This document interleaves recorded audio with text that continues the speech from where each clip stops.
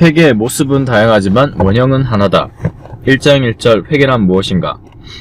10년차 회계사가 있다. 오정훈 40대 가장인 그가 회계로 밥을 벌어먹고 살면서 끊임없이 듣는 말이 있다.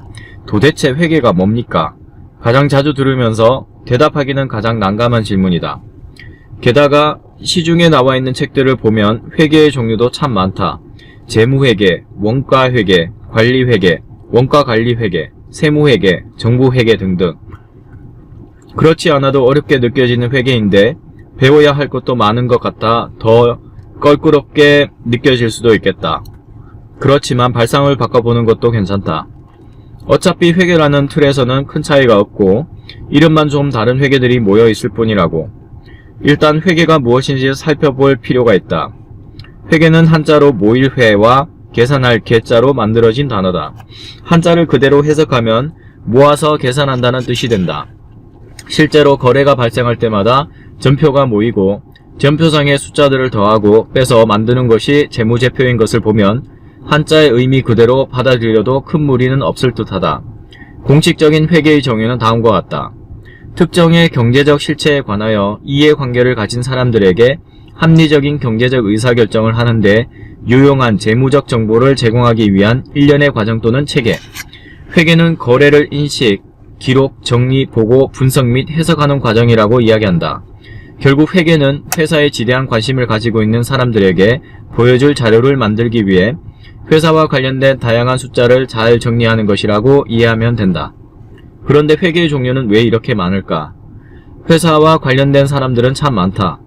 회사에 투자한 주주, 회사에 돈을 빌려준 채권자, 회사를 운영하는 경영자와 임직원, 회사에서 세금을 징수해야 하는 정부 등등이 모두 회사의 이해관계자다. 이해관계자마다 관심 분야가 다르다 보니 모두의 취향을 맞추기가 영 쉽지가 않다. 그래서 아예 이해관계자별로 숫자를 맞춤식으로 정리하기로 했다. 회계에 그렇게 다양한 이름이 붙은 것은 바로 이 때문이다. 회계는 크게 보면 두 가지로 채권자와 투자자 같은 외부의 이해관계자를 위한 재무회계와 회사 내부의 경영진을 위한 관리회계로 나눌 수 있다. 재무회계, 외부 이용자를 위한 회계. 재무회계는 재무제표 작성을 목적으로 하는 회계다. 여기서는 재무제표를 회사와 관련된 다양한 숫자들을 정리해 놓은 보고서 정도로 우선 이해해 두자. 재무제표는 회사의 채권자, 주주, 정부, 경영진, 임직원 등에게 중요한 정보를 제공한다. 그런데 회사 내부에 있는 사람들은 회사의 다양한 정보에 접근하기가 쉽지만 외부의 이해관계자들은 내부 정보에 접근하기가 어려워 어쩔 수 없이 정보의 불평등이 발생하게 된다. 이런 이유로 재무제표는 최대한 객관적이고 공정하게 작성되어야 한다. 그래서 모든 회사가 객관적이고 공정하게 회계를 할 수 있도록 기준으로 제시된 것이 회계기준이다. 즉, 재무제표는 회계기준에 따라 작성돼야 하고 일정 규모 이상의 회사는 외부 감사인으로부터 재무제표에 대한 감사도 받아야 한다. 우리가 흔히 생각하는 회계하면 떠올리는 그것이 바로 재무회계라고 생각하면 된다. 관리회계, 내부 이용자를 위한 회계. 관리회계는 말 그대로 관리를 위한 회계다. 즉, 관리회계는 경영진 등 회사 내부의 의사결정자가 회사 경영에 관련된 의사결정을 하는데 유용한 정보를 제공하기 위한 회계다. 오직 회사 내부에서만 사용되다 보니 관리회계를 위한 특별한 원칙이나 규정 같은 것은 없다. 회사별, 부서별 특성에 따라 내부적인 기준을 만들고 그것을 따르면 된다. 외부에 공개할 필요도 없고 감사를 받지도 않는다. 원가 추정, 계획 수립, 성과 평가, 손익분기 분석 등이 모두 관리회계의 영역이다. 원가회계, 재무회계와 관리회계에 도움을 주는 회계.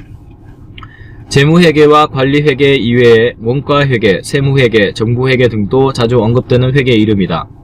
원가회계는 제품의 원가를 계산하는 회계를 말하는데 재무회계에 대한 보조적인 회계이면서 관리회계의 한 영역이라고 이해하면 된다.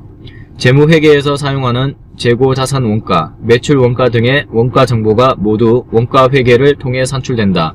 그래서 원가회계와 재무회계는 긴밀하게 연결되어 있다고 본다. 원가회계에서 산출된 정보는 원가 추정, 계획 수립, 성과 평가 등 관리회계를 위한 가장 기본적인 자료가 된다.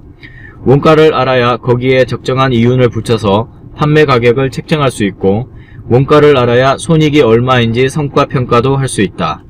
가격을 결정하고 손익분기 분석을 하고 성과를 평가하는 것은 관리회계의 영역이기도 하다. 결국 원가회계는 관리회계의 일부라고 보면 된다. 그런 이유로 관리회계, 원가회계 또는 원가관리회계라는 책들은 대부분 유사한 주제를 다룬다. 세무회계, 법인세나 소득세를 계산하기 위한 회계.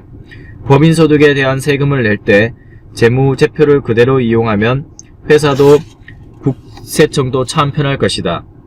그러나 세법은 정책적 목적을 달성하기 위해 납세자에게 여러가지 혜택도 주고 제한을 가하기도 하므로 회사와 관련된 숫자를 기록하는 방법이 재무회계와는 다를 수밖에 없다. 따라서 세금을 계산하기 위해 별도로 숫자를 집계하는 과정이 필요하게 되었고 그렇게 생겨난 것이 바로 세무회계다. 정부회계, 정부가 사용하는 회계. 정부는 세금을 걷고 여러가지 정책 목적을 위해 돈을 쓴다. 돈이 오가니 응당 그것을 정리하고 보고하는 회계가 필요한 것이 인지상정. 다만 이윤을 목적으로 하는 회사가 쓰는 재무회계를 정부에서 그대로 쓰기에는 무리가 있다. 정부의 수익원은 국민들에게서 징수한 세금인데 정부가 회사처럼 이윤을 남기겠다고 세금을 많이 걷거나 정부 지출을 줄일 수는 없을 테니 말이다. 따라서 정부 맞춤형 회계가 필요하게 되었으니 그것이 바로 정부회계다. 정부회계는 정부가 나라 살림을 하면서 발생한 숫자를 정리하고 보고하기 위해 사용하는 회계 정도로 이해해두자.